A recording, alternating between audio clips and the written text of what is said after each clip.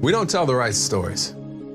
Or when we do, we tell them wrong. We focus on the wrong parts. Like there's a story we like to tell ourselves about life. In the story, we will grow up, go to college, have a career, get married, have a family, grow old, and when, after a very long life, it is time to get our affairs in order, life will let us know.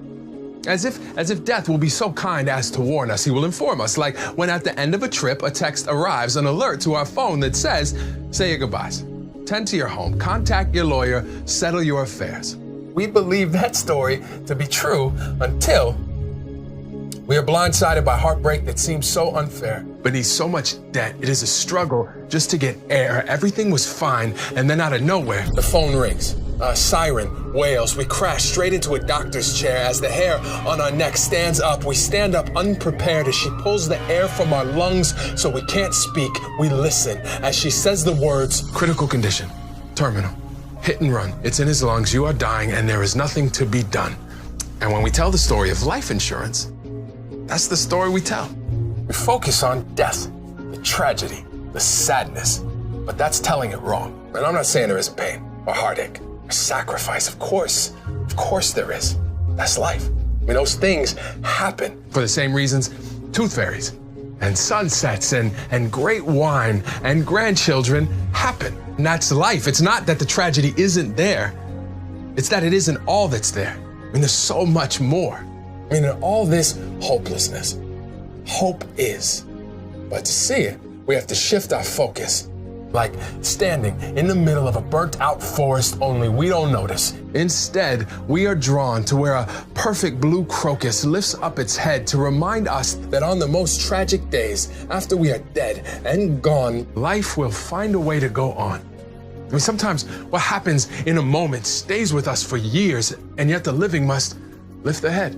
Persevere. That is why at some point in the middle of all those tears, a laugh and a memory finds its way out. And when it is needed most, a check appears with a memo line that may as well read, despite the fact that my body is no longer here, I still am. My love lives. Even though I don't, my presence will be present. Even though my body won't. As sure as death is part of life, life is also part of death. So when your last exhale will wait no more, your loved ones will pick it up from the bottom of your lungs, place it lovingly onto their own, and complete your breath. The heart can stop beating, even as it refuses to.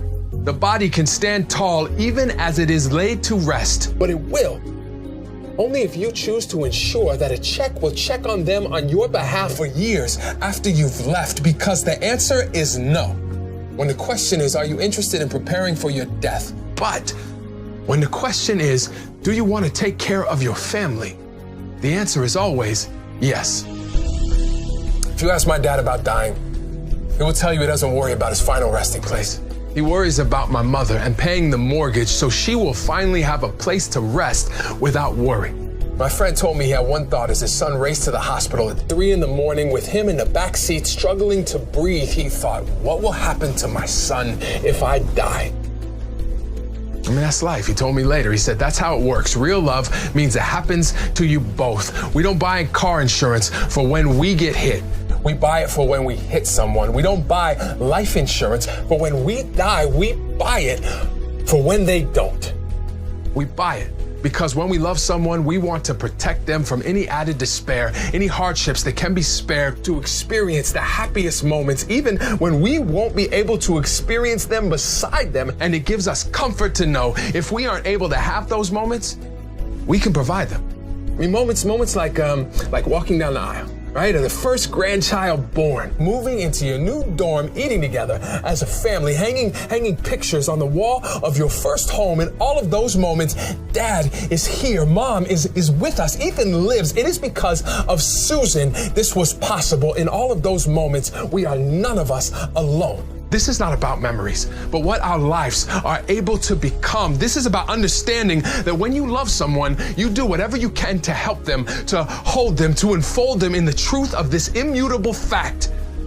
Life insurance is the final loving act of a person who at the end didn't see flashes of his own life. Instead, he saw the future he wanted for his parents, his kids, his wife, and he knew that if their pain could somehow be lessened, their load perpetually lightened, then perhaps their grief will be less sharp than it might have been. And by preparing for what might be, despite being frightened, it's like taking your loved one softly by the wrist, holding out the life insurance as a gift and saying, This is for all the flowers I would have bought.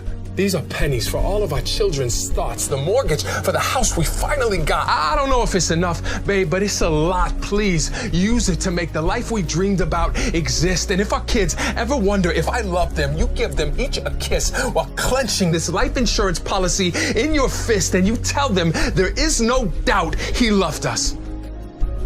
He did this.